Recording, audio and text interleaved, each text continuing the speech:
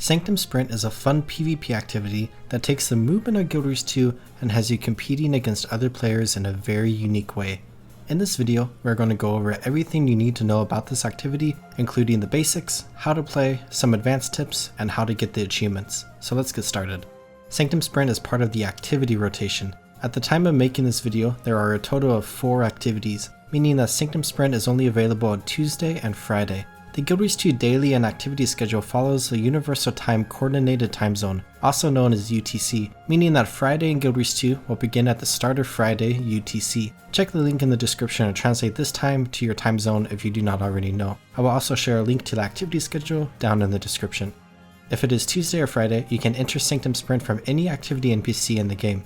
The primary NPC that most players will talk to is Activity Lead Cassie, located in the Grand Piazza of Lion's Arch. You can talk to this person to be teleported into Sanctum Sprint, and you can get started.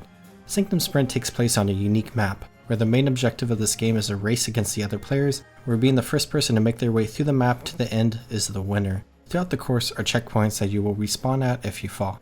The map itself features obstacles that players will have to navigate through, some by simple jumping and running, and others by utilizing 3 unique movement skills. These movement skills are the Zephyrite aspects that anyone who has played through the Labyrinthine Cliffs or Dry Top will be familiar with. The first skill is Leap. This ability will launch you up in the air, allowing you to clear obstacles that you otherwise couldn't by simple jumping. The second skill is Light Dash. This ability will launch you forward, allowing you to travel a long distance in a very short amount of time. This ability also allows you to travel through waterfalls without being slowed down at all. This ability is connected to your endurance, where using this ability will require you to use up 1 bar of your endurance. And the third skill is Lightning Pull. There are 2 different mechanics with this skill. Normally, you can use this skill as a ground target ability, allowing you to select an area to leap to. However, if you're standing next to a lightning tether, you can simply use the skill to be pulled to the next tether connected to the one you used it at. As you run through the course, there are multiple power-ups and crystals on the ground. The smaller blue crystals will regenerate 10% of your endurance for each one you run through.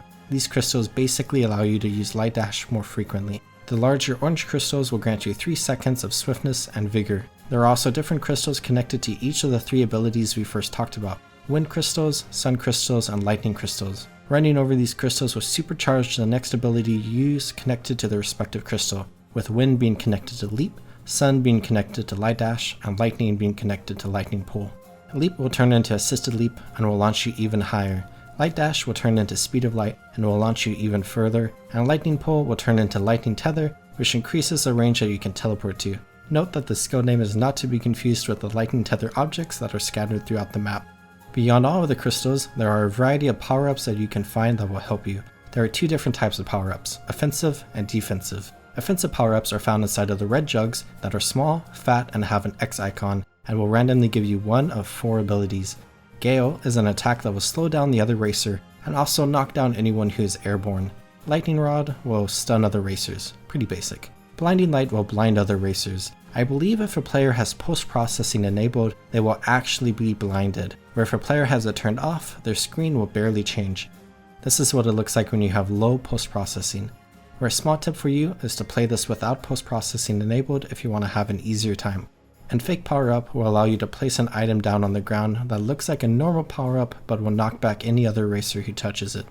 If you are in first place, you can only get the Fake Power-Up from offensive power-ups. If you are in the last half of the race, as in if there are 8 racers and you are placed 5th or worse, you will also receive stronger versions of Gale, Lightning Rod, and Blinding Light, which are called Tempest, Lightning Storm, and Solar Flare respectively. Defensive power-ups are found inside of the blue jugs that are tall, skinny, and have a shield icon, and will randomly give you 1 of 3 abilities. Aspect Master, which will allow you to power all your aspect movement skills for 10 seconds, just like you had ran through an aspect crystal. This is an incredibly good ability because your movement skills have unlimited use for those 10 seconds and are empowered. Grounded will protect you from the next defensive ability that any other player uses. You will also obtain the skill used against you, allowing you to use it against others.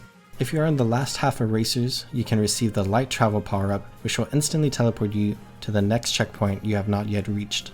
If you are in first place, you will only receive the Grounded power-up from defensive power-ups. These are all the abilities you will have as you progress through the course of Sanctum Sprint. Some you get from power-ups, and some power-ups are given to certain players depending on how good they are doing in the race.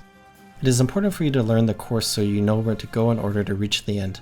and it is also important for you to understand how to utilize the abilities in order to get through the course faster. Somebody who is consistently using Light Dash and other abilities will get through the course significantly faster than somebody who is just running through. Additionally, there are some spots where you have to use their abilities, like Lightning Tether, in order to progress through the course. Everything that I have said so far in this video is all the basic information you need in order to access, play, and complete Sanctum Sprint. Now let's go over some advanced tips that will help you with certain parts of Sanctum Sprint and also help you get out ahead of other racers. The single biggest tip in this section is that you can utilize both Light Dash and Leap at the same time to get the forward momentum and distance of Light Dash alongside the upwards distance of Leap. This is incredibly powerful in certain spots of the map, as it can save a lot of time from doing a bunch of smaller jumps or running the long way around certain places. In order to use Light Dash and Leap at the same time, you simply just have to press it at the same time. You can also use one and then use the other later if you want to do some fancy jumps, but I don't do this too often. There are multiple spots where you can use this at, as I have shown in my video. Some are marked in a way that suggests you to come this way, and others are more hidden. I'm sure there are many more spots you can use this combo at than I show in this video that will save you an immense amount of time. My second tip is that you can cancel Light Dash by using the ability again. This will cut the ability short, meaning that it won't launch you as far, meaning you can have more control of where you end up. Sometimes you will want to cancel it so you don't fall off the edge of a cliff or go way past a turn you need to make. This is also important to understand with the previous tip, where there are some jumps you will want to cancel mid-air so you don't fling yourself past the platform you are aiming for. My third tip is to be smart with where you are placing fake power-ups. A lot of people don't really play this activity, and it's mostly newer people checking it out for the first time. Because of that, you could probably put it down anywhere in the map if you are playing with a lot of people, and someone will run into it. But more experienced players will know which spots are fake or not, but you can make it much harder by placing it in a spot where a power-up spawns or in a spot that people have to run through.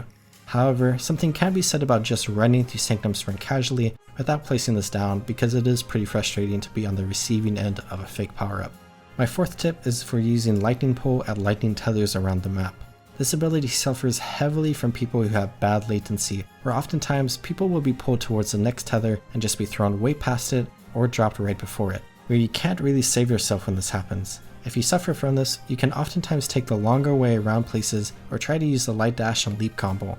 If there is no way to get past the Lightning Tether spot without using your Lightning Pole ability and you keep missing the tether, you can just try again over and over and hope it will land you there at some point. My final tip here is pretty basic, but it's just to practice. Pretty much this entire activity revolves around knowledge, where you want to memorize the path you need to go, where the power-ups and crystals are located, and all the other little tricks that you can do and small details around the map. Do keep in mind that there are a few spots around the map that do change each time you run it, with a few specific layouts that are randomly chosen. But overall, this doesn't change up your run that much. And obviously, the best way to practice is to just play Sanctum Sprint whenever it is the activity of the day. While there are some people that want to compete in this activity, the vast majority of people who play this are only interested in the 4 achievements. So let's go over all the achievements that you can complete and how to complete them. The first one is Frequent Sprinter. This is the only repeatable achievement in the category, where you can obtain the achievement for completing Sanctum Sprint 15 times. This is the most basic achievement in the category, as you will get credit for this achievement as long as you finish the race. You don't have to worry about doing anything else. In order to get the total 50 achievement points that you can get from this achievement, you will need to complete the achievement 10 times, meaning that you will need to complete Sanctum Sprint 150 times. For most people completing the achievements, this would be the last one you complete, as most people will have completed all of the other achievements long before this one. The second achievement is Speedy Sprinter. This requires you to complete Sanctum Sprint while being in the top 3 250 times. Where you will get more credit towards the achievement, the better you place in top 3, where getting first place will net you 3 points, second place will net you 2 points, and third place will net you 1 point.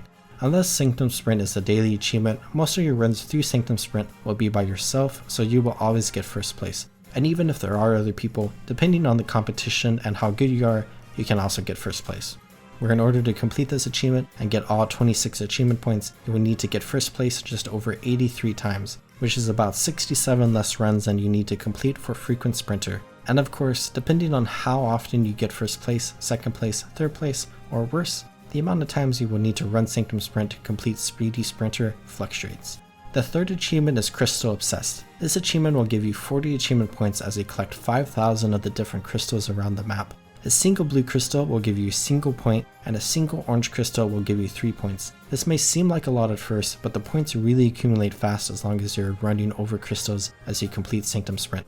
The fourth achievement is Skilled Sprinter, where you will earn 34 achievement points as you use 2,000 power-ups. Attack power-ups will only give you a point if they hit an enemy player, but defensive power-ups will give you a point no matter what. This achievement is obviously faster to complete with more players around, but it is still pretty fast to complete by yourself. Just like with Crystal Obsessed, this may seem like it takes a long time, but as long as you use power-ups in your run through Sanctum Sprint, you will get this achievement pretty quickly. With all these achievements, you will naturally get them as you complete Sanctum Sprint multiple times. If you are specifically wanting to go for Crystal Obsessed and Skilled Sprinter, you can just slowly run around the map and make sure you collect every crystal and power-up, while making sure you use the power-ups you pick up before you run over another one.